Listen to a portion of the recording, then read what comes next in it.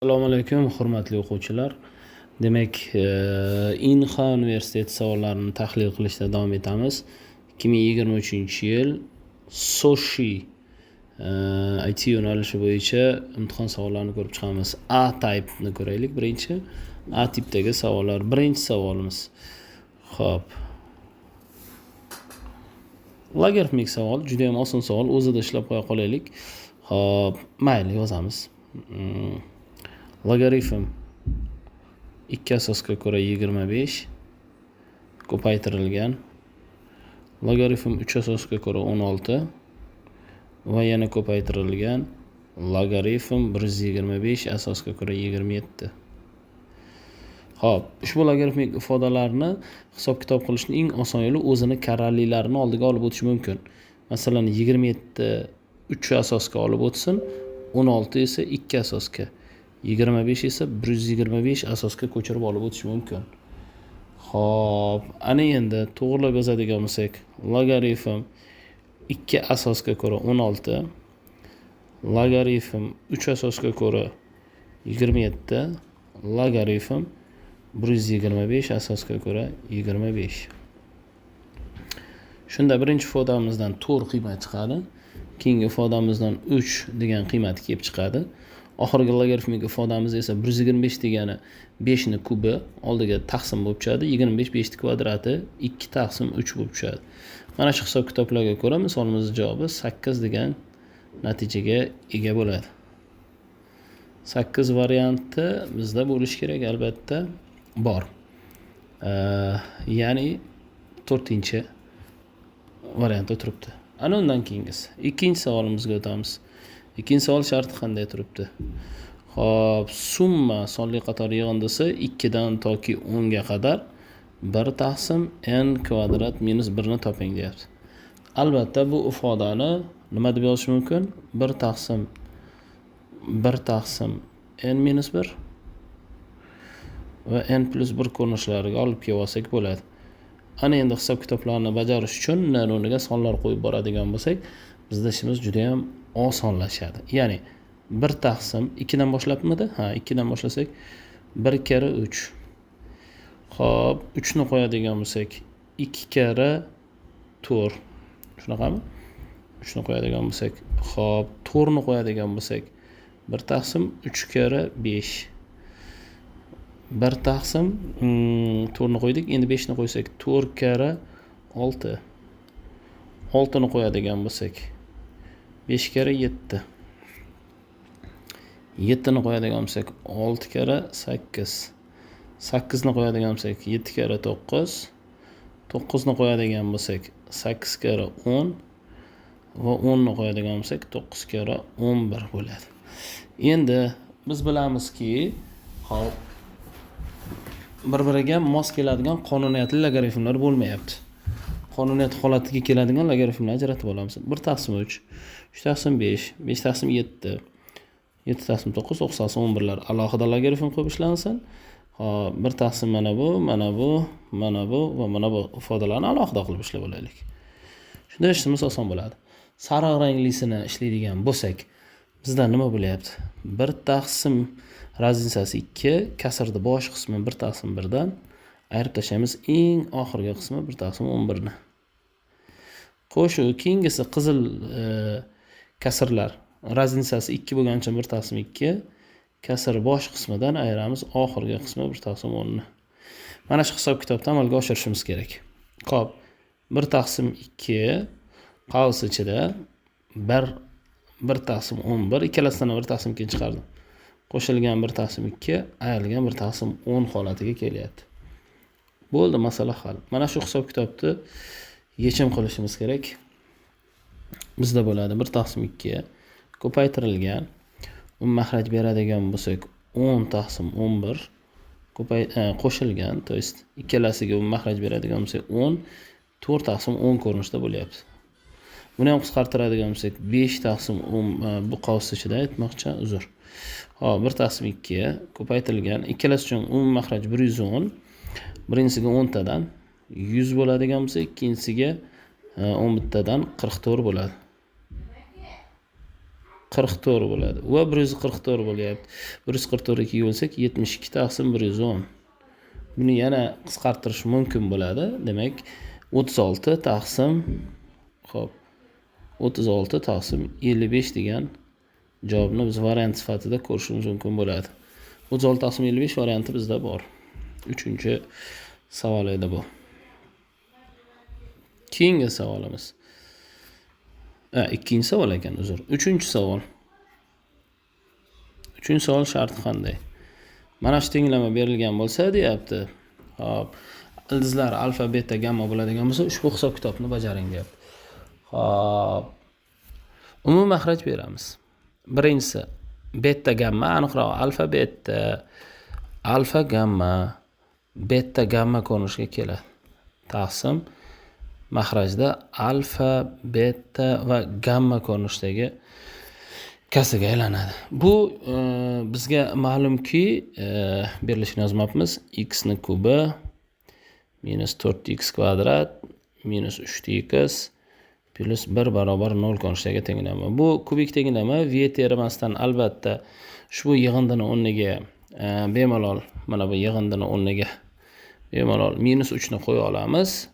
Xo'p, ko'paytmani o'rniga esa mana bu ozod sonni qarama-qarshi ishoralisini qo'ya olamiz. Ya'ni hisob kitobimiz shunda bo'lyapti. Minus 3 taqsim minus 1 qiymatiga ega bo'lyapti va natija 3 degan javobga teng bo'lyapti. 3 degan javob bor. 3-savolni ham yechimini qildik. Endi 4-savol. 4-savol sharti qanday bo'lyapti? Mana shu nuqtalar deyapti, bitta to'g'ri chiziqda yotadi deyapti. Xo'p, bu nuqtalar bitta to'g'ri chiziqda yotadigan bo'lsa, demak, a ni qiymatini toping deb bizdan so'rayapti. Xo'p, bundoq qilsak bo'ladi. Bitta nuqtani tanlab olib, y dan y ni, x dan x ni ayirib yasasak ham bo'ladi. Masalan, aytaylik, birinchisi bilan ikkinchisini va yana birinchisi bilan oxirgisini yasasak bo'ladi. To'g'ri chiziq bir chiziqda yotish uchun x2 ayrilgan x1, y2 ayrilgan y1 taqsim x2 ayrilgan x1 ko'rinishda bo'lsa bir to'g'ri chiziqda yotadigan bo'ladi. Yozaman. 5 dan ayiraman 2 ni, pastda esa 2 dan ayiraman 1 ni. U ham teng bo'lish kerak bundagi k ga, ya'ni a dan ayiraman 2 ni, a dan ayiryapman 2 ni va 0 dan ayiryapman minus 1 ni. Mana shu tenglikni ishlab qo'ysak bo'ldi. Tepada 3 paydo bo'lyapti. 1 bu 2 bu yoqqa ko'paytirsak minus 3 nariyoqqa o'tkazib oladigan bo'lsak a teng minus 1 degan javob bo'lyapti. Mana shu proporsiyani ishlasak bo'ldi-da. Xo'p, tenglamamiz javobi demak minus 1 degan variant bo'lyapti. Bu 4-savolimizga yechim bo'ldi. 5-savolimizga diqqat qilamiz. Kompleks son ekan, demak hamma qarasin. Xo'p, agar deyapti. Mana shu ifoda bo'ladigan bo'lsa 20-darajagacha bo'lgan qiymatni toping deyapti. Xo'sh, nima qilish mumkin? Biz bilamiz, buni trigonometrik yoyilmadan yoyib olsak, w barobar minus 1 taqsim 2 qo'shilgan ildiz ostida 3 taqsim 2 i bo'ladi. Xo'sh, radius barobar ildiz ostida 1 taqsim 4 qo'shilgan 3 taqsim 4 va bundan 1 chiqadi. Xo'p, va davom ettirishimiz mumkin. Kosinus alfa barobar minus 1 taqsim 2 ekan. Sinus alfa barobar i ni oldida turgan son, ya'ni ildiz osti 3 taqsim 2 ekan. Ikkalasi uchun mos keladigan o'lchovni topib olamiz. Bu albatta ikkinchi chorakda bo'ladi. 120 gradus ularga mos keladi, ya'ni 2pi taqsim 3. Demak, trigonometrik yoyilmasi quyidagi holatga keldi. Kosinus 2pi taqsim 3 va hamda i sinus 2pi taqsim 3 bo'ldi. Ana endi misolda hisob kitobi bu yoqda hali davom etadi. Bizdan yig'indini so'ragan 20 dan n teng 20 dan 1 dan toki 20 gacha wn. Xo'p, birinchi qo'yib bersak, o'zi bo'lyapti hisob kitoblarni. Demak, boshladik hisob kitob qilishni. Xo'p, kosinus 2pi taqsim 3 qo'shilgan i sinus 2pi taqsim 3 bo'ladi. Xo'sh, qo'shuv. Endi w ni kvadrati. Shunda nima bo'lyapti? Kosinus daraja kvadrat bo'lgan bo'lsa, mana 2 ko'payib qoladi. 4 pi taqsim 3 qo'shilgan i sinus 4 pi taqsim 3 bo'ldi. Xo'p, yana davom etamiz. Xo'p, kubga hisoblaydigan bo'lsak, kosinus 2 pi ni o'zi qo'shilgan i sinus 2 pi bo'ladi. Xo'p, tushunmayotganlar uchun yozyapman. Trigonometrik yoyilmada kosinus alfa qo'shilgan i sinus alfa bo'lsa, uni n'inchi darajasini hisobladik degani bu kosinus n alfa qo'shilgan i sinus n alfa holatiga keladi. Mana shu qoidaga ko'ra, demak men har birini qiymatini yozib chiqyapman. Xo'p, yana plyus o'zi e'tibor beradigan bo'lsak, har ikkitasi qisqarib ketyapti.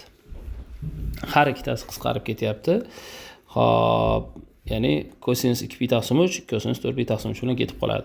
Bittasi plyusli, bittasi minusli, bittasi plyusli, bittasi minusli bo'lib qoladi. Ana endi o'zimizdan xulosa qilishimiz kerakki, oxirgisi qoladi. Xo'p, shunday bo'lyaptimi? 4 pi taqsim 3 240 gradus degani-ku. Yo'q, men adashibman. Ya'ni qisqarib ketmas ekan bu ikkalasi. Menimcha keyingilari qisqarib ketadi, hozir ko'ramiz. Xo'p, 3 qo'ydik, shunday bo'ldi. Endi 4 qo'yamiz. Kosinus 8 pi taqsim 3 4 ga ko'payganda mana 2 pi 4 ga ko'payib 8 pi bo'lib qoldi. I sinus 8 pi taqsim 3. Xo'p, 8 pi taqsim 3 degani endi o'zimiz uchun bilib olsak bo'ladi. 2 pi qo'shilgan pi taqsim 3 desak bo'ladimi? 2 pi qo'shilgan pi taqsim 3 desak bo'lmaydi.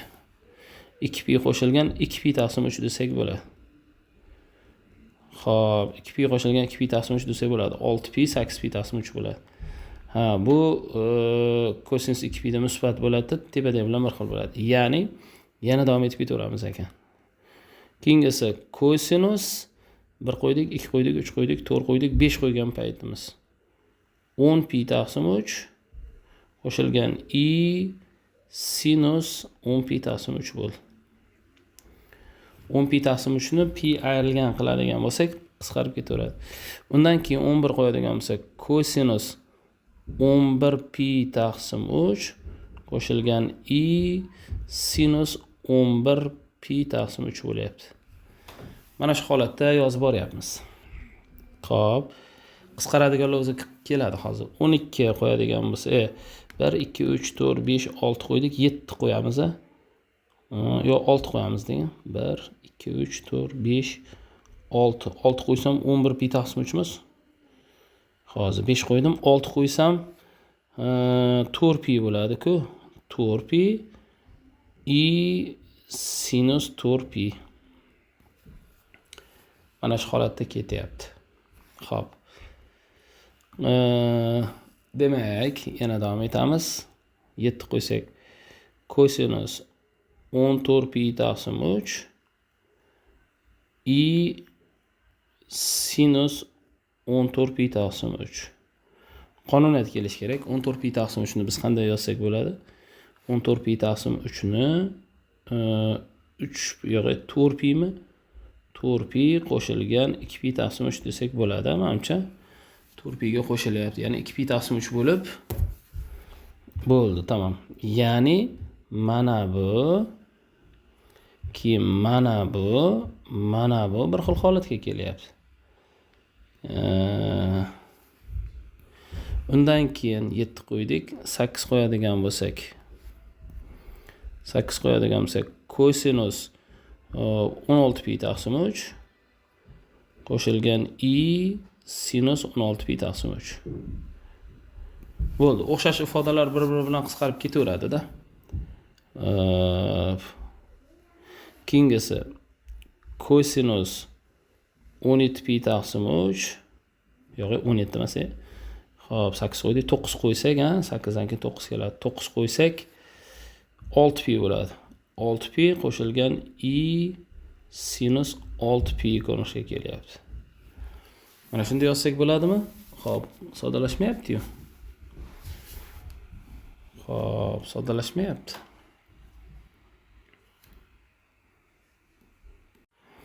Beshinchi savolga yetib keldik. Beshinchi savolimiz sharti qanday? Xo'p. Bizdan so'rayapti. Mana bu W kompleks son bo'lsa, 20-darajasini toping deyapti. Qonuniyat topamiz. Qaraylik. W bor. W ni kvadratini hisoblaylik. -1 qo'shilgan ildiz ostida 3 i taqsim 2. Shuni kvadratga oshiraylik. Bu nima degani? -1 kvadrati 1 -2 ildiz ostida 3 i anoni kvadrati -3 bo'ladi. Chunki i kvadrat -1 ga teng bo'ladi. Xo'p, taqsim 4. Bundan xulosa kelib chiqadigan bo'lsa, hop, -2 -2 ildiz ostida 3 i taqsim 2. 4, to есть. 2 ni qo'shdan tashqariga chiqarib qisqartirib olish imkoni mavjud. Shunda bizda bo'lyapti -1 ildiz ostida 3 i taqsim 2. Juda ham yaxshi. Birinchisi plyusligi edi, ikkinchisi minusligi bo'ldi. Undan keyin W ni kubini hisoblab qo'yamiz. W ni kubi bunga yana bitta W ko'paytirish kerak. -1 ildiz ostida 3 i taqsim 2. Xo'p. -1 plus ildiz ostida 3 i taqsim 2. Bularni bir-biriga ko'paytiradigan bo'lsak, a minus b plus b qoidasiga keladi. Bu W ni kvadrat deb yozib qo'ymayapman. A minus b plus b qoidasiga keladi. Xo'p, -1 ni kvadrati 1 minus anoni kvadrati plus 3 bo'ladi. Ha, adashmasam plus 3 taqsim pastda 2 2 4 bo'ladi. Chunki i kvadrat -1 bo'ladi-da, plus bo'lib qoladi. Bo'ldi, ya'ni 1 bo'lyapti. Demak, xulosa qilsak bo'ladi.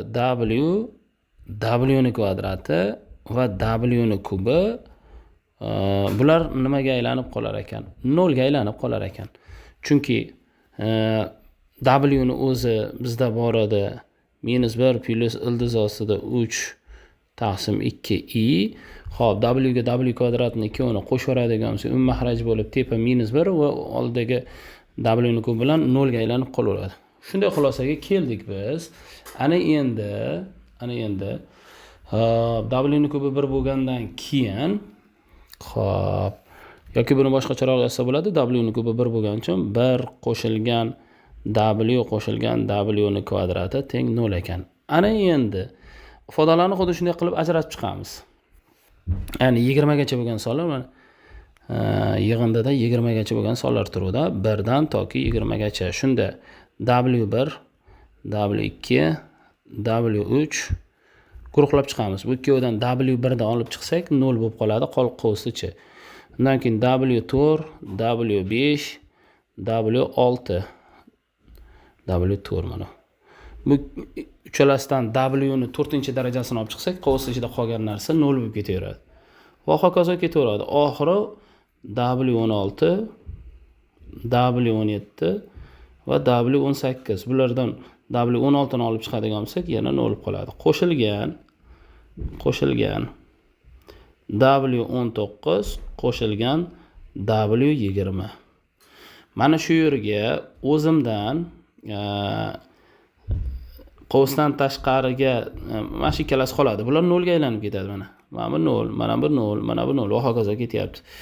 W19 ikkalasini qovusdan tashqariga olib chiqib tursam, qovus ichida W plus 1 plus W bo'lyapti. Bu bizda 1 plus W nimaga teng edi? Mana bu yerda mana 1 plus W ni o'rniga W ni kvadratini qo'yib olsa bo'ladi. Bu W darajasida 21 bo'lyapti. W darajasi 21 degani W ni kubini 7-si deb olsak bo'laveradi. Agar tushungan bo'lsanglar. Yana qaytaryapman. 1 plus W ni o'rniga mana bu ifodadan 1 plus W ni qoldirib minus W kvadrat deb yoqib o'tqizsam, ha, mana bu yerda minusi bor ekan. Minus W 21 bo'ladi. Yoki W ni kubi 1 bo'lganligi uchun minus 1 ni 7-darajasi bo'ladi. Minus 1 ni 7-darajasi hammamizga ma'lum, baribir minus 1 degan javobni beradi. 5-savol edi bu. 6-savolga o'tamiz. 6-savol. Xo'p, y ni darajasida 2x 5 ga teng bo'lsa, y ni darajasi 3x ayrilgan 1 taqsim y ni darajasi 3x taqsim y ni darajasi x ayrilgan 1 taqsim y ni darajasi x. Mana shuni hisoblang deyapti. Xo'p, suratdagini a kub minus b kub formulasidan foydalansak. Shunda nima bo'lyapti? Y ni darajasi x ayrilgan 1 taqsim y ni darajasi x ning kubi qo'shilgan 3 ta y ni darajasi x ko'paygan 1 taqsim y ni darajasi x. Bu esa y ni darajasi x ayrilgan 1 taqsim y ni darajasi x. Xo'p, taqsim y ni darajasi x ayrilgan 1 taqsim y ni darajasi x bo'lyapti. Ana endi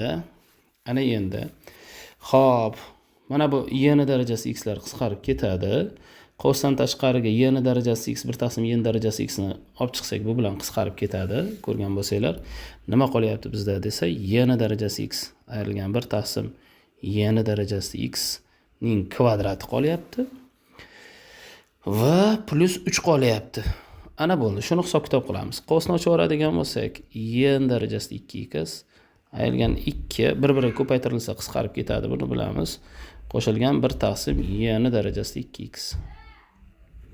Qo'shilgan 3. Ana endi biz y ni darajasi 2x bilan y ni darajasi 1 taqsim 2x ni o'rniga 5 qo'yib yuborishimiz mumkin. 5 ayru 2 qo'shilgan 1 taqsim 5 qo'shilgan 3. Bo'ldi, mana shu hisob-kitobni qilamiz bo'ldi. 6 qo'shilgan 1 taqsim 5.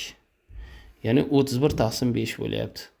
Bizda 31 taqsim 5 varianti demak turibdi 6-savolimizda. Ana undan keyingi savolga o'tamiz. Keyingi savolimiz 7-savolga qaraymiz. 7-savol sharti qanday? Agar 3 ta kosinus 2x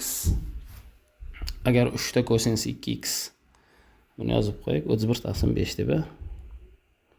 31 taqsim 5 bo'ldi.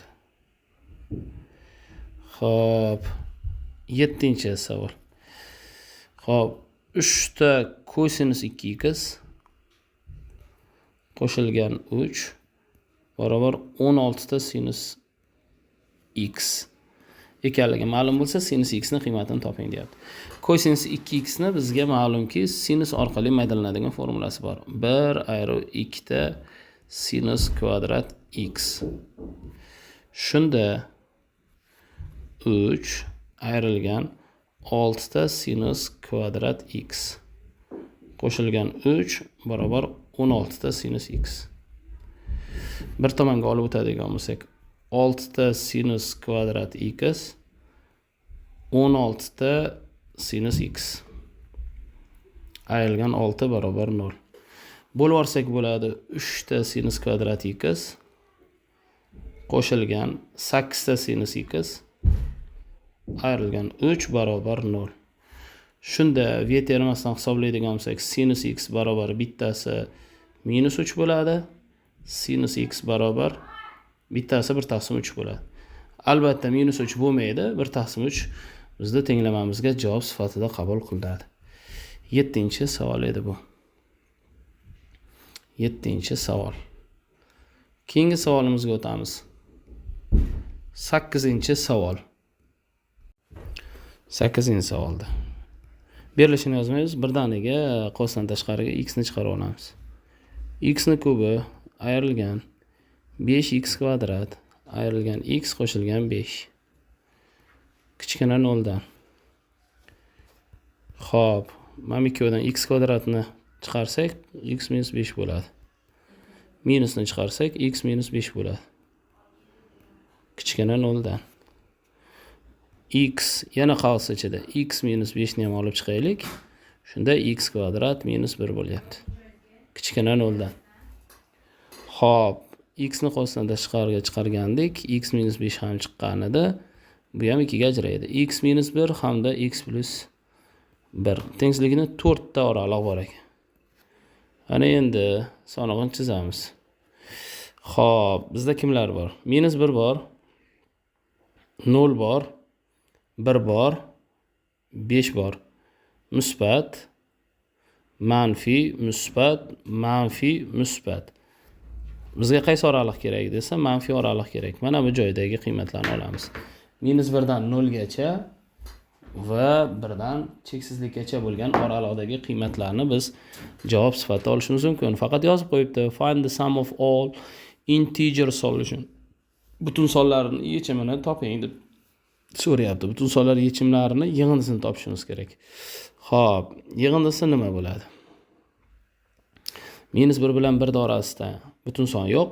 0 bilan 1 orasida kim bor? 0 bilan 5, 1 bilan 5 orasida 2 bor, 3 bor, 4 bor. Bu esa 9 ga teng bo'lyapti. 9 varianti bor bizda. 8-savolimizga yechim bo'ldi. Endi 9-savol. Xo'sh, mana shu tenglikni qanoatlantiradigan progressiya bor ekan. K'ni qo'shdan tashqari chiqarib qo'ysak ham bo'laveradi. Ya'ni berilishini yozmayapman. 10-hadini toping deyapti. Ya'ni A1 qo'shilgan, A2 qo'shilgan, A3 qo'shilgan va hokazo AN gacha bo'lgan oraliqda. Ularning yig'indisi n kvadrat qo'shilgan 3 ta n qiymatiga teng bo'lsa deyapti. 10-hadni toping deb so'rayapti. Demak, 10-hadni topishimiz uchun biz nima qilsak bo'ladi? Xo'p, 10-hadni topish uchun nima qilish kerak? Albatta, 10 tani yig'indisidan 9 tasini yig'indisini olib tashlashimiz kerak. To'g'rimi? 10 tani yig'indisi bu, ya'ni 10 kanoniga 10 qo'yamiz-da 10 ga borish uchun. 10 ta A10 bo'ladi. Bu qanday topiladi? 10 kvadrati qo'shilgan, to есть undan yana 9 ni ham olib tashlashimiz kerak. 9 ta A9 gacha bo'lgan qismini olib tashlashimiz kerak. Yoki qanday yozsam bo'ladi buni? 10 ta A10 degani 10 ta A10 degani n-o'rniga 10 qo'ysam 10 kvadrati ayrilgan 3 kara 10, bundan ayirib tashlashim kerak 9 gacha bo'lgan qiymatni-da. Ya'ni 9 ko'paygan 9 kvadrati plus 3 kara 9. 9tasiga 9-gacha bo'lgan yig'indini olib tasam 10-ni o'zi qoladi-da. Mana shuni hisoblayman. 10 ta A10. Xuddiki A10 ni topish uchun yig'inda, ya'ni S10 dan S9 ni olib tashladim degan ma'noni beryapman-da. Xo'p, shuni hisoblasak 100 ayrilgan 30 minus bu esa 81 81 ga 20 ni qo'shamiz. 8 108 ni endi 9 ga ko'paytirishimiz kerak-da. 108 ni 9 ga ko'paytiradigan bo'lsak qanday bo'ladi? Menimcha qayerdadir adashib ketdik-a. Qayerdadir adashdik. Mana bu yerda 9 bo'lish kerak emas edi, to'g'ri. Chunki 9 tasini yig'indisi 9 kvadrat plus 3 kara 9 bo'ladi. 81 ga 20 ni qo'shsak qancha bo'lyapti endi? 108 bo'lyapti. Ayro 108. Buni hisob kitob qiladigan bo'lsak, o'rtoqlar 22 degan javob chiqadi. Mana plus edi, mana xato ketdim-da o'sha. 130 22 bo'lyapti, to'g'ri. 10-da turgan son, demak 22 taqsim 10 qiymatiga teng bo'ldi. Xo'p, 22 taqsim 10 varianti bormi bizda? Qisqartirsak 11 taqsim 5 degan javob bo'lyapti. 11 taqsim 5 varianti bor. 10-savolga o'tdik. 10-savol sharti qanday? A va B demak matrisalar berilgan, teskarisini B ga ko'paytirishimiz kerak. Xo'p, A matrisaning teskarisini topib olamiz. A matrisaning teskarisi 1 taqsim kira 1 2 ayiraman minus 2 ni plus qoladi 2. Va matrisalar joylashgani 2 minus 2 1 bu 1. Ana endi buni hisob kitob qiladigan bo'lsak, 1 taqsim 4 bo'lsa 1 taqsim 2 minus 1 taqsim 2 1 taqsim 4 1 taqsim 4. Mana shu holatga kelamiz. Xo'p, endi A ni minus 1-darajasi ko'paygan B matrisaga ko'paytirilishi kerak ekan. Savolning sharti shunday. Xo'p, 1 taqsim 2 minus 1 taqsim 2 1 taqsim 4 minus 1 taqsim plus 1 taqsim 4. Ko'paytiraman, mana uni 2 ko'paytirib 2 4 2 oralig'ida. Endi shuni ko'paytirishimiz kerak. ko'paytirib chiqadigan bo'lsak. Albatta qatori ustuniga ko'payadi. Xo'p, 2 ni 1 taqsim 2 ga ko'paytiramiz 1, bunga ko'paytiramiz -2. Bizda bo'ladi -1. Keyin 2 ni 1 taqsim 4 ga ko'paytiramiz. 4 da 1 taqsim 2 ga ko'paytiramiz 2, nariyoqqa ko'paytiramiz -1. Bo'ladi 1. Undan keyingisi 1 taqsim 4 ni 2 ga ko'paytirsak bo'ladi 1 taqsim 2. Keyin 1 taqsim 4 ni 4 ga ko'paytirsak bo'ladi 1. 3 taqsim 2. Undan keyingisi 4 ni 4 ga ko'paytirsak 1. Bu 1 taqsim. Bu ham 3 taqsim 2. Va ajoyib bo'ldi. Endi barcha elementlar yig'indisini so'ragan. Yig'indisi -1 ga 1 qo'shilib yo'q bo'lib ketadi. 1,5 ga 1,5 qo'shilib 3 degan javob bo'ladi. Xo'p. 10-savol edi bu. Bormi 3 degan javob? Bor, 5-variantda turibdi. 11-savolga o'tamiz. 11-savol alfa bilan beta tenglamani ildizlari y ni darajasi x - 2, y ni darajasi x - 4 barobar 1 bo'lsa alfa bilan betani qiymatini toping deyapti. Qosni ochadigan bo'lsak, y ni darajasi 2x, 6 ta y ni darajasi x qo'shilgan 8 barobar 1. Bir tomonga olib o'tib, to'g'rilab tartiblab yozamiz. Xo'p, y ni darajasi 2x, 6 ta y ni darajasi x qo'shilgan 7 barobar 0. Y ni darajasi x ni t deb belgilaymiz. Shunda y ni darajasi x da bitta ildizi. Xo'p, irratsional son chiqyaptimi uchota? Ildizlari irratsional menimcha. Xo'p. Ildizlari irratsional bo'ladi menimcha. Ko'paytuvchilarga ajratishimiz kerak bo'ladi-da. Qo'shganimiz 7, ko'paytirganimiz va hokazo. Bizdan alfa bilan betani yig'indisini toping deyapti. Irratsional cho'ta. Xo'p, t deb o'tirmadim-da. Y ni darajasi x barobar 6 plus minus ildiz ostida 36 ayrilgan 28 taqsim 2. Xo'p, bundan chiqayotgan xulosa 6 plus minus. Xo'p, 6 ta bu yoqda 8, 2 ildiz osti 2 taqsim 2.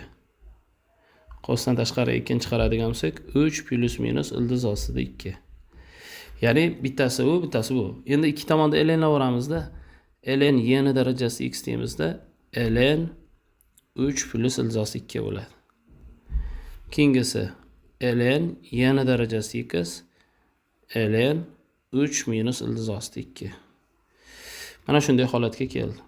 Bundan chiqadigan holat x barobar ln 3 plus ildiz osti 2 bitta ildizi bu, birinchi ildizi. Ikkinchi ildizimiz esa xuddi shuni minusligi. ln 3 minus ildiz ostida 2. Xo'p, ildizlari yig'indisini so'ragan. Albatta logaritmik ifodalar bir-biriga qo'shiladigan bo'lsa, ln 9 minus 2 bo'lib qolyapti. Ya'ni ln 7 degan javob tenglamamizning javobi bo'lyapti. Xo'p, ln 7 degan javob bu 11-savolda turibdi. Javobida. Endi keyingi savolga o'tamiz.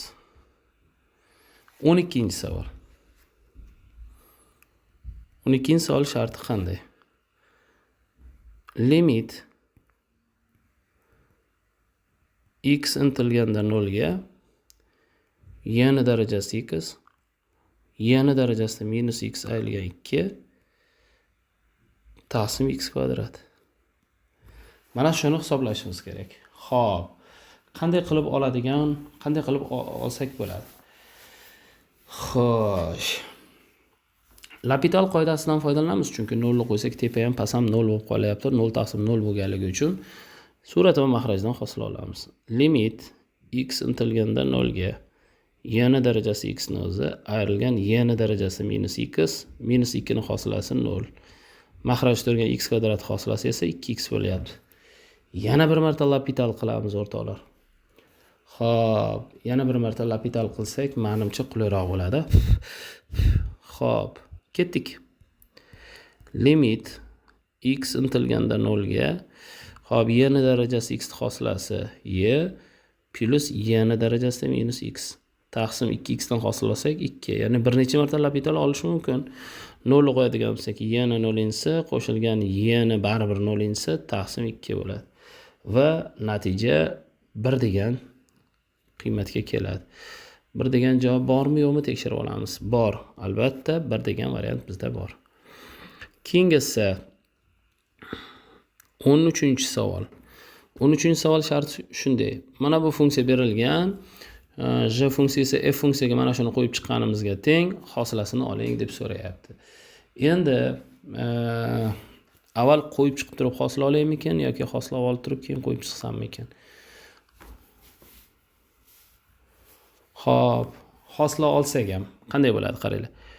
J shtrix x dan hosila olgan taqdirimda ham f shtrix sinus px qo'shilgan x ko'paytirilgan, endi ichidan hosila olib qo'yganimiz yozamiz. Sinus px niki p kosinus px qo'shilgan x ning hosilasi 1. Mana shu holatga keldi. Endi hosilasini olib mana uni qo'yishimiz kerak edi. Bizdan hosilasini olib 1 da qo'ying degan, hosilasini olib 1 da qo'ying degan ekan. Xo'p, f shtrix sinus 1 da qo'ysak p qo'shilgan 1 ko'paytirilgan mana bu yerga p ni qo'ysak p kosinus p qo'shilgan 1. Yaxshilab e'tibor beradigan bo'lsak, bu yerda hisob-kitob qilib qo'ysak bo'ldi. Yana 1 do'stdan chizib yubordim. Xo'p, ya'ni f shtrix 1 ko'paytirilgan, buni hisoblasak minus p qo'shilgan 1 bo'ldi. Adashmasam mana shunday bo'ldi. Endi funksiyani hosilasini olib 1 da qo'ysak yetarli ekan. Funksiyani hosilasini olib mana shunga 1 da qo'ysak yetarli ekan. Funksiya bizda bor edi. Hosilasi nima bo'ladi? Qani aytamiz.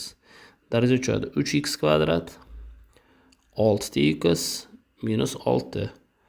Shu hosilasiga 1 da qo'ysak nima holati bo'ladi? 1 da qo'ysak 3 6 3 ga aylanib qoladi, to'g'rimi? Bo'ldi. Mana shuni o'rniga biz 3 qo'ysak yetarli ekan. Misolimizda oxir oqibat 3 ko'paytirilgan minus p qo'shilgan 1. Yoki qo'sni ochsak minus 3p qo'shilgan 3 degan natijaga keldik. Demak, bizda bormi bunaqa javob? Bor. Ikkinchi variantda turibdi. 13-savol edi bu. 14-savol. 14-savol. Sharti qanday? 14-savolda shunday shart beryapti. Agar alfa, endi alfa deb turaylik, the angle between the z-axis and plane mana shu bo'lsa, cosinus alfani toping. Xo'p, cosinus orqali burchak vektorini topib olsak yoki sinusdan topaylik. Z o'qida joylashgan bo'lganligi uchun buni koeffitsientlari 1 2 3 deb yozamiz. Sinus alfa ularni skalar ko'paytmada hisoblab qo'yamiz. Xo'p, 1 2 3 koordinatalari, z o'qidagi nuqta esa 0 0 1 taqsim. Xo'p, modulda 1 2 3, ya'ni uzunligini topamiz hozir buni. Ko'paytirilgan modulda 0 0 1. Mana shuni hisoblaymiz, tamom. Xo'p, katta skalar ko'paytmasi. Ko'paytiradigan bo'lsak, suratda 1 dan 0 ga ko'paytiramiz. Ya'ni bilamiz, skalar ko'paytma mos koordinatalari ko'paytirib qo'shiladi. Xo'sh, 3 ni o'zi bo'ladi. Ya'ni to'g'ri chiziq va o'qi orasidagi burchakni topish uchun avval burchak sinusini topishimiz formulasi kerak. Ana bo'ldi. Endi buniki esa bilamiz, ildiz ostida 1 ni kvadrati, 2 ni kvadrati va 3 ni kvadrati bo'ladi. Buniki esa ildiz ostida 0 ni kvadrati, 0 ni kvadrati plus 1 ni kvadrati bo'ladi. Va 2 ni hisoblasak ildiz 14 bo'ladi. 3 taqsim ildiz 14 bo'ldi. Lekin bizdan kosinus alfani qiymati kerak bo'lgani uchun kosinus alfa 3 burchakdan tarqatib yig'sak ham bo'laveradi. Ya'ni 3 burchakdan tarqatib yig'amiz. Mana burchakni alfa deb tursak, sinus alfa 3 bu yoqqa, ildiz 14 bu yoqqa, Pifagor teoremasidan 196 dan 3 ketadigan bo'lsa, 196 dan yo'q, 14 dan aytmoqchi, uzr. 14 bo'ldimi? Ha. Hamma joyda. Buni kvadrati 14 dan 9 ketadi. 14 dan 9 ketsa qancha bo'ladi? 5 bo'lib qoladi, to'g'rimi? Kosinus alfa demak 5 taqsim ildiz ostida 14 degan javobni olamiz. Variantda bormi yo'qmi qarab qo'yamiz. 5 taqsim ildiz ostida 14. Ha, buni endi chiroyli qilib nima qilgan, irratsionallikdan qutqargan, adashmasam. Ichkariga olib kirgan. Ildiz ostida 70 taqsim, mana bu xato ishlab qo'yibman. Ildiz ostida 5 deb yozib ketyapman cho'ta. Ildiz ostida 5 taqsim ildiz ostida 14 yoki irratsional qutqarsak, ildiz ostida 70 taqsim 14. Bizda bor 3-variantda turibdi. 14-savol edi bu bolalar. 15-savolga o'tamiz. 15-savol sharti qanday? Mana shu ifodaning qiymatini toping deyapti. Xo'p, integral belgilash kiritib olamiz. 0 dan 1 gacha x taqsim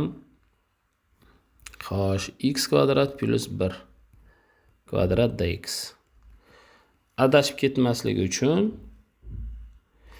x kvadrat plus 1 ni qandaydir u deb olamiz yoki t deb olaylik va ikki tomondan hosil olamiz. 2x dx bo'ladi.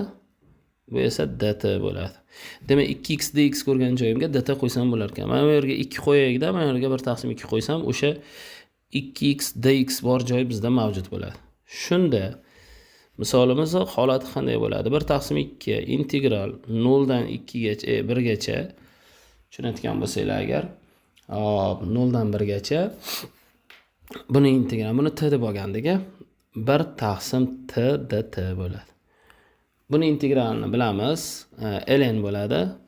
Ya'ni 1 taqsim 2 ln t bo'ldi. Xo'p, yoki boshqacharoq qilib yozadigan bo'lsak, 1 taqsim 2 ln qavs ichida x kvadrat plus 1 da uzr kechiringlar, kvadratiga qaramabman-ku. 1 taqsim t kvadrat ekan. 1 taqsim t kvadrat integrali minus 1 taqsim 2 t ko'paytirilgan 1 taqsim t. Bo'ldi, o'yin tugadi. Ya'ni minus 1 taqsim 2 t 1 taqsim x kvadrat plus 1 da o'zi demoqchiman. Ana bo'ldi. Endi bizga qaysi qiymatlar? 0 va 1 ni qo'yishimiz kerak edi. Minus 1 taqsim 2 turib turaversin. 1 da olib kelib qo'yadigan bo'lsak 1 taqsim 2 bo'ladi. Ayro 0 olib kelib qo'yadigan bo'lsak 1 bo'ladi. 1 taqsim 2 dan 1 ketsa minus 1 taqsim 2 va natija 1 taqsim 4 degan holatga keladi. 1 taqsim 4 varianti bizda bor. Ya'ni ikkinchi punktda turibdi. 16-savolga o'tamiz. 16-savol sharti qanday? Integral 0 dan pi gacha x ko'paytirilgan sinus x dx. Mana shuni hisoblashimiz kerak. Xo'p, albatta bo'laklab integrallaymiz. Buni yaxshi bilasizlar. Xo'sh, u deb olamiz bittasini u deb olamiz x ni va ikki tomondan hosil olamiz. du bo'ladi dx. Undan keyin dv deb olamiz sinus x dx ni. Buni integrali esa minus cosinus x bo'ladi. Chunki cosinusdan hosil olsa minus sinus bo'lib qoladi-da. Ana endi qoidani yozamiz. Xo'p. Qanday bo'lyapti? uv, ya'ni minus x ko'paytirilgan cosinus x ayrilgan integral va du minus yana chiqib plusga aylanib qolsin. Cosinus x dx bo'lyapti. Xo'p, minus x ko'paytirilgan cosinus x qo'shilgan sinus x. Demak, 0 ni va pi ni qo'yasizlar. 0 ni va pi ni. Xo'p, pi ni birinchi olib kelib qo'yadigan bo'lsak, minus pi cosinus pi qo'shilgan sinus pi. Endi 0 ni qo'yasizlar. 0 ni qo'ysanglar 0 qo'shilgan sinus 0 da baribir 0. Bu 0 bo'lib ketdi. Faqat birinchi ifodani ishlasak bo'ldi. Cosinus pi da minus 1 oldi bilan shunchaki pi bo'ladi. Sinus pi da baribir 0 bo'ladi. Misolimizning javobi pi degan javob bo'lib qoladi. Pi varianti bor. 16-savolni tugatdik biz. 17-savol. Xo'p, integral 0 dan 1 gacha fx funksiya berilgan. Buni integrali demak 2 ga teng ekan. 0 dan 3 gacha bo'lgan oralig'ida fx bor ekan. Hop, dx. Buni integrali 5 ga teng ekan. Bizda mana bu holatni olib kelib bering deyapti. Limit Rayman qatori bo'ladi. 1 taqsim n ichkariga olib kirib qo'ysak ham bo'laveradi buni. 1 taqsim n k teng 1 dan toki n gacha f 1 plus 2k taqsim n bo'lyapti. Mana shuni Rayman qatoriga olib kelishimiz kerak. Bu nima degan ma'noni bildiradi? Xo'p, oldida 1 taqsim 2 ni olib chiqishimiz mumkin. 1 taqsim 2, ya'ni 2 ni qo'shdan tashqariga olib chiqsak, mana shunday holat kelib qoladi-da. Integral 1 dan 3 ga qadar, chunki 0 ni qo'yganda 1 bo'ladi, 1 ni qo'yganda mana bu k taqsim n ni o'rniga-da, Rayman qatori shunday. Mana bu k taqsim n ni o'rniga 0 ni qo'yasizlar, eng quyi nuqta 0 ni qo'ysanglar yo'q bo'lib ketib 1 bo'ladi. 1 ni qo'ysanglar 2, oldidagiga qo'shilib 3 bo'ladi. 1 dan 3 gacha fx ko'rinishi, fx ko'rinishiga keladi. fx dx bo'ladi. Ana bo'ldi. 1 dan 3 gacha fx dx ni ajratib olish mumkin. 1 dan 2 gacha turaveradi. Qavs ichida. Demak, bizda yana nima bo'lyapti? 1 dan 3 gacha, 0 dan 1 gacha. Aniqrog'i mana bu yerda xato yozdimmi deymanda.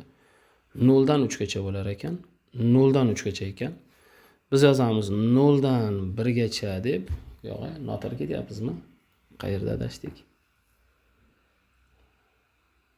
adashdik? Hammasi joyida. 1 dan 3 gacha chegaralar to'g'ri. Xo'p, buni topishimiz kerak. Qanday topsak bo'ladi? Mana bu yerda 1 dan 3 gacha chegarani noto'g'ri qo'ydim, boya to'g'ri edi. 1 dan 3 gacha bo'lgan oraliq qanday to'g'rilasak bo'ladi? Biz mana buni to'g'rilasak bo'ladi. Ana 0 dan 3 gacha bo'lgan oraliq bor-ku, mana bunga murojaat qilamiz. Integral 0 dan 3 gacha fx dx bor-ku, shuni shunday maydalasak bo'ladi-ku, aytmoqchi, esga tushdi. 0 dan 3 gacha bo'lgan joyda 0 dan 1 gacha fx dx qo'shib 1 dan 3 gacha fx dx deb atash mumkin. Bizda buni qiymati bor-da, 2 ga teng. Va mana uni qiymati bor, 0 dan 3 gachaniki 5 ga teng. Demak, bo'ldi, tamom. 5 barobar 2 qo'shilgan f 1 dan 3 gacha fx dx ko'rinishi kelib qolyapti. Yoki 2 ni bu yoqqa ayro qilib olib o'tgan paytim 5 dan 2 ketib, mana bu yerga 3 qo'yish mumkin bo'lyapti. Shunda natija bu yoqqa yozaveramiz. 1 taqsim 2 ko'paytirilgan 3 bo'lyapti, ya'ni 5 dan 2 ayrilgandagi qiymat. Mana bu holatda. Bo'ldi. 3 taqsim 2 degan javob bormi yo'qmi qidiramiz. 3 taqsim 2 varianti bor. Ya'ni birinchi punktda turibdi. 18-savol. 18-savol. Shart qanday? Mana bu to'g'ri chiziq x plus 2 va mana bu y chiziq. Xo'p, orasidagi eng yaqin masofani toping deyapti. Xo'p, albatta nima qilamiz? Urinma o'tkazib, bitta urinma nuqtasi bor deb o'ylab turib, ikki tomonning hosilalarini bir-biriga tenglab yuboradigan bo'lsak. Birinchisini, demak, quyidagicha yozamiz. Bundan ham ikkalasidan ham bitta urinma chizig'i o'tkazishimiz kerak-da. Shunda urinma chizig'i ikkalasiga mos kelgan chiziq hisoblanadi. Xo'sh, haligi urinma chizig'i mana unga parallel bo'lishi kerak. Bunda k 1 ga teng. Biz yozamiz. Mana uni funksiyani hosilasini olib x0 da qo'ysam k ni beradi. Va o'sha k bunga, ya'ni 1 ga teng bo'lsa bizga oson bo'ladi. 1 minus 2x ni tenglaymiz 1 ga. Shunda x0 0 ga teng ekanligi ma'lum bo'ladi. x0 0 ga teng bo'ladigan bo'lsa, joyiga olib kelib qo'ysak, y0 ham 0 ga teng ekanligi ma'lum bo'ladi. 0 0 nuqtada mana shu chiziqgacha bo'lgan masofani topish formulasidan foydalanamiz. Ya'ni bu tenglamani bir tomonga olib o'tib yozsak, x minus y plus 2 degan tenglamaga aylanib qoladi. Funksiya tenglamaga aylanib qoladi. Shu tenglamani 0 0 nuqtadagi masofasi d barobar x ga 0 qo'yaman, y ga ham ayro 0 qo'shilgan 2 modulda.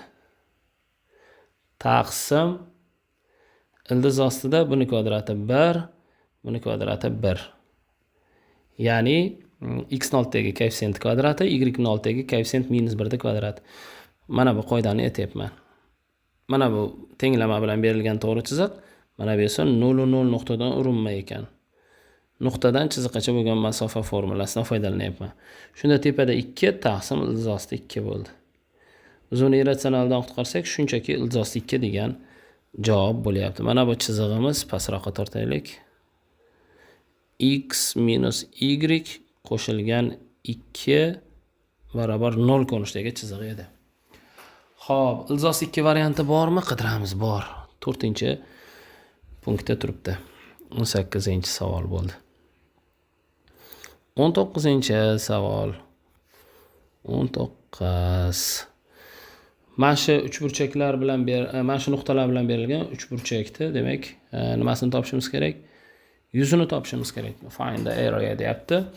Xo'p, agar istasak, determinant usul bilan foydalansak ham bo'lardi.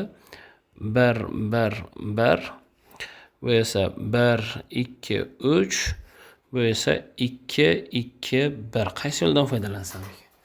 Mayli, 3 tali bo'lgancha determinantda vaqtimiz ketib qoladi. 2 nuqta orasidagi masofadan topib, kosinuslar topib olamiz. Shunaqa qilsak ham bo'laveradi. Vektor yasasak ham bo'laveradi. Farqi yo'q, hammasi bir xil. Hop, 1 dan 1 ayiramiz yo'q, 2 dan 1 ayiramiz 1, 3 dan 1 ayiramiz 2, 4, ildiz ostida 5 mana bu. Keyingisi 2 dan 1 ayiramiz 1, eslab turamiz 0, 3 dan 1 ayiramiz 2, 4, ildiz ostida 5. Tenga oluvchi burchak ekan. Endi pastga o'tamiz. 2 dan 1 ayiramiz 1, 2 dan 1 ayiramiz 1, ya'ni bu ildiz osti 2 bo'lyapti. Kosinuslar teoramasidan foydalanib mana burchakni topsak ham bo'laveradi. Xo'p, 2 degich 5 qo'shilgan 5 ayrilgan 2 ko'paygan ildizosi 5 ga ildizosi 5 ko'paysa 5 kosinus alfa. Kosinus alfa barobar 18 taqsim 10 bo'ldi yoki 4 taqsim 5. Biz bilamiz buni sinus 3 taqsim 5 bo'lishini. Bo'ldi, sinus 3 taqsim 5 bo'ldi. Xo'p, uchburchak yuzini topish uchun AB taqsim 2 sinus alfa desam ham bo'ladi. Bemalol foydalanaveraman. Xo'p. Ildizosti 5 ga ildizosti 5 5 bo'lib ketadi. Buni davomini bilasizlar. Ildizosti 5 ga ildizosti 5 taqsim 2 ko'paygan sinus alfani o'rniga 3 taqsim 5. Mana shuni hisoblab qo'ysak bo'ldi. Ildizda 5, ildizda 5 5 ni yo'qotib yuboradi va natija 3 taqsim 2 degan javob bo'ladi. 3 taqsim 2 varianti bormi? Xo'p, bor, 3-holatda turibdi. 19ni gaplashdik. Endi 20-savolga o'tamiz. 20-savol. Xo'p, orasidagi yuzani toping deyapti. Albatta ikkalasini bir-biriga tenglaymiz. Avvalgi nimalarimizda ham gaplashganmiz bu narsani. X chegaralarni bilib olishcha 2x tenglaymiz x ni kvadrati qo'shilgan 3x minus 1. Bir tomonga olib o'tsak, x ni kubi ayrilgan x kvadrat ayrilgan x qo'shilgan 1. X kvadratni qo'sdan tashqari chiqaramiz. Qo's ichida x minus 1 bo'lyapti. Mana bunda minusni sug'urib olamiz. X minus 1 bo'lyapti. Barobar 0. X minus 1 ni yana qo'sdan tashqari chiqarib olamiz. X kvadrat minus 1 barobar 0. Bundan chiqadi. X teng bittasi 1, x teng bittasi minus 1. Integral minus 1 dan 1 gacha. Yuqoridan o'tadigan funksiyadan pastdan o'tadigan funksiyani ayiramiz. Bolalar, yuqoridan o'tadigan funksiya bu o'zi mana shuni yozsak ham bo'ladi. Mana shu ayirgan holatimizni. Javob minusdan chiqib qolsa, minusni olmaysizlar prosta. Shuni hisobini olinglar. Xo'p, ketdik. Ikkovini yozadigan bo'lsak, bu x kvadrat minus 1 yana 2 ga ajragani uchun bunaqa yozsak ham bo'laveradi. X minus 1 ni kvadrati va x plus 1 dx. Yoki mayli qo's ochsak ham bo'laveradi endi. Shunday qilsak bo'ladi. Xo'p. Qo'sni ochib o'ra qolaman endi. Minus 1 dan 1 gacha.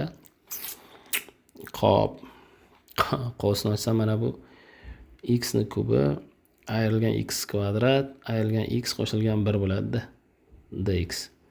Shundan integral olaman-da. Xo'p, integral x ni 4-si taqsim 4. X ni kubi taqsim 3. X kvadrat taqsim 2 qo'shilgan x bo'ldi. 1 va -1 x lar o'rniga qo'yishimiz kerak.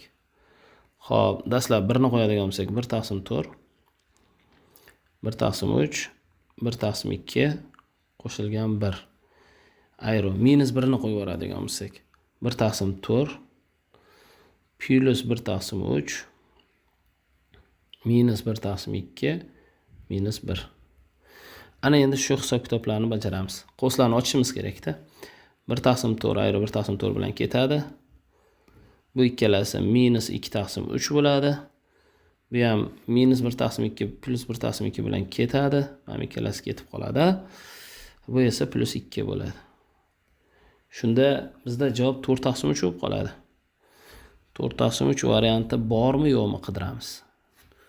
4/3 varianti bor. Xo'p. 21-savol. Adashmasam 21-savol oxirgi savol hisoblanadi. Sababiki Soshi yo'nalishlarida 20 bitta matematika, ya'ni IT yo'nalishlari, 20 bitta matematika, 9 ta fizika savollari bo'ladi. Shuning uchun matematika qismi mana shu yerda tugaydi katta ehtimol bilan. fx berilgan, y darajasida x qo'shilgan x. Jx esa shu funksiyani teskarisi bo'lsa, deyapti. Bizda mana uni hisoblab bering, deyapti. 1dan y plus 1 ga qadar jx funksiya, ya'ni funksiyani teskarisini hisoblab bering deb aytyapti. Xo'p, biz nima deymiz? Jx ni qandaydir t deb belgilab olamizda. Funksiyani teskarisini qandaydir t deb belgilab olamiz. Shunda bu ifodamiz qanday holatga keladi?